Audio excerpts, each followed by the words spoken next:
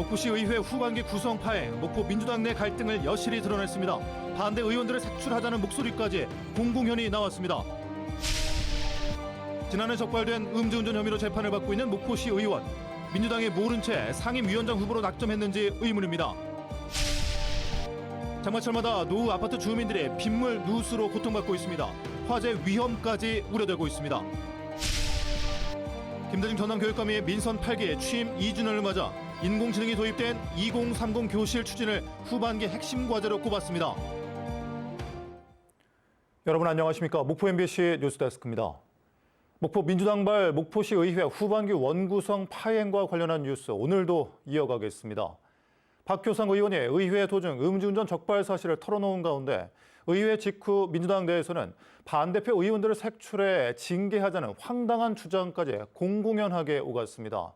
주류와 비주류 간 감정의 골이 그만큼 깊다는 이야기입니다. 서일영 기자입니다.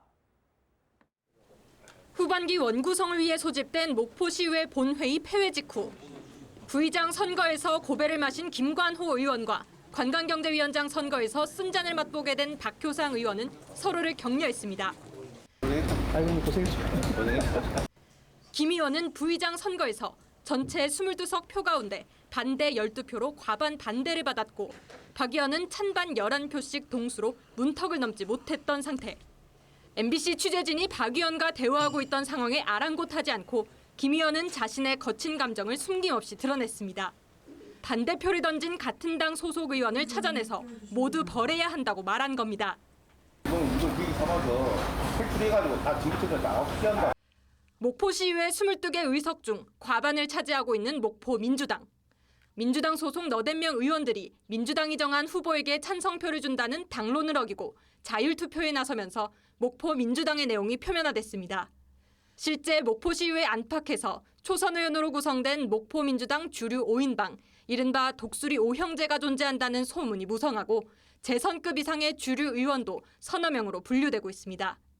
시민분들께 정말 낯을 들고 드릴 말씀이 없을 정도로 어떻게 해서든지 이거는 이제 갈등을 좀 해소하고 화합하고 그런 방향으로. 과거 지역위원장과의 친밀도를 앞세운 기획관이란 단어가 공공연히 떠돌았던 목포 민주당. 11대 목포시 의회에 이어 12대 목포시 의회도 민주당 계파 갈등의 후반기 초입부터 누더기가 되고 있습니다. MBC 뉴스 서일영입니다. 음주운전으로 재판을 받고 있는 현직 목포시 의원이 민주당의 상임위원장 후보로 낙점되는 과정에서 민주당은 과연 이 같은 사실을 몰랐냐는 겁니다. 파문 당사자인 박효상 목포시 의원은 민주당에 탈당계를 제출했지만 징계 절차가 먼저 이루어져 탈당도 쉽지 않을 전망입니다. 이어서 김현 기자입니다. 음주운전 파문으로 재판 중인 박효상 의원이 민주당을 탈당했습니다. 오늘 오전 민주당 전남도당에 탈당계를 제출한 것으로 확인됐습니다. 언론에 나온 A 음주 혐의가 있는 C 의원은 바로 저 박효상입니다. 박 의원은 민주당 구성원들의 단체 대화방에서 자신의 탈당을 당을 위한 결단이라며 음주운전을 하지 않은 만큼 웃으며 돌아가겠다고 말한 것으로 알려졌습니다. 하지만 뜻대로 탈당할 수 있을지는 미지수입니다. 박 의원의 탈당계보다 민주당 목포시 지역위원회의 징계 청원이 먼저 이루어졌기 때문입니다. 징계 절차 이전에 탈당을 한다면 당사자 징계 자체가 이루어지지 못하지만 징계 청원이 먼저 이루어질 경우 탈당계 수리가 안 됩니다. 우선은 저희가 탈당은 단장이 시킬 수는 없고 어쨌든 징계가 먼저 이렇게 들어왔으니까 징계를 이제 유리심판에서 이제 다뤄봐야죠. 박 의원의 음주운전 파문은 민주당 목포시 지역위원회로 확산되고 있습니다. 일단 민주당은 박 의원의 음주운전 사실을 인지하지 못했다고 밝혔습니다. 하더라 이야기는 들었었는데요. 선거 시점이어가지고 사실 이제 우리 선거에 매몰되어 있는 상황이었을 때는. 하지만 경찰은 지난해 11월 공식 문서로 박 의원 사건을 검찰로 송치했고 이를 목포시에 통보했습니다.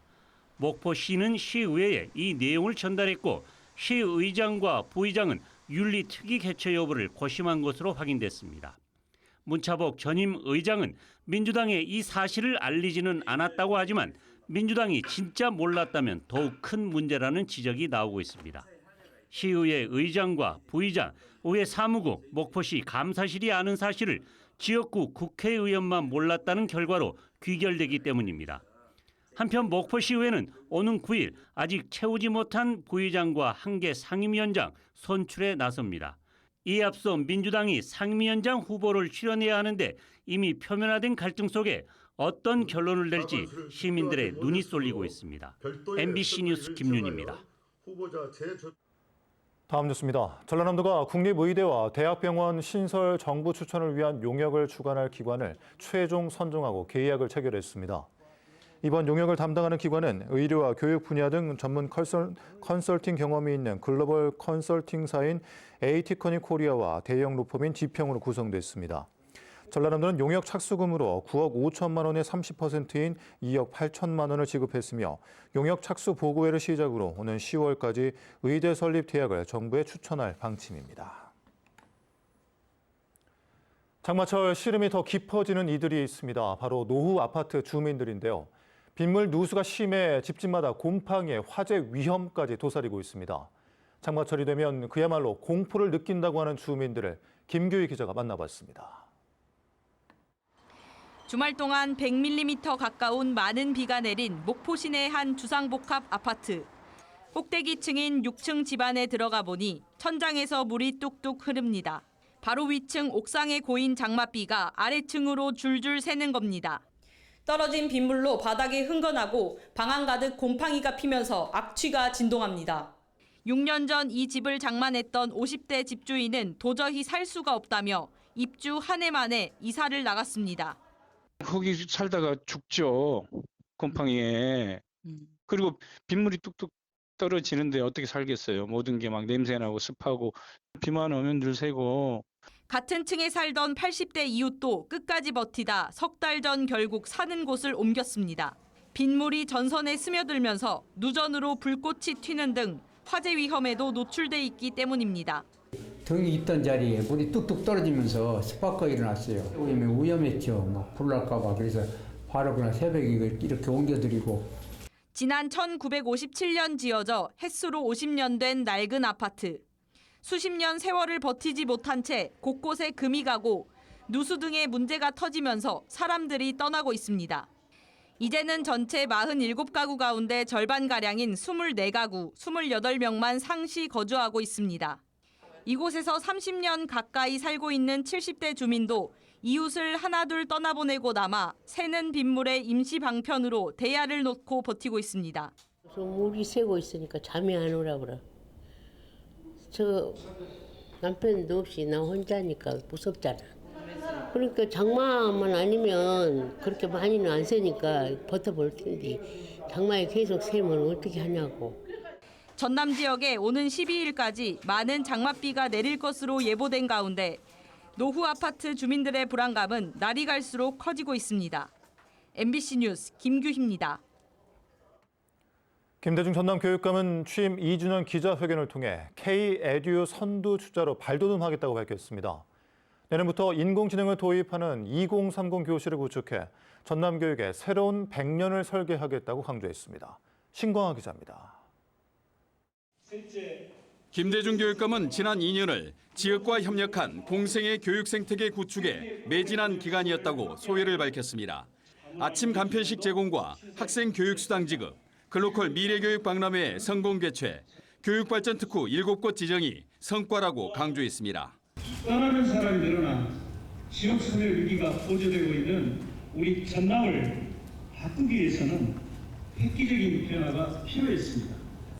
김 교육감은 주민직선 4기 후반기의 핵심 과제로 2030 교실을 추진하겠다고 밝혔습니다.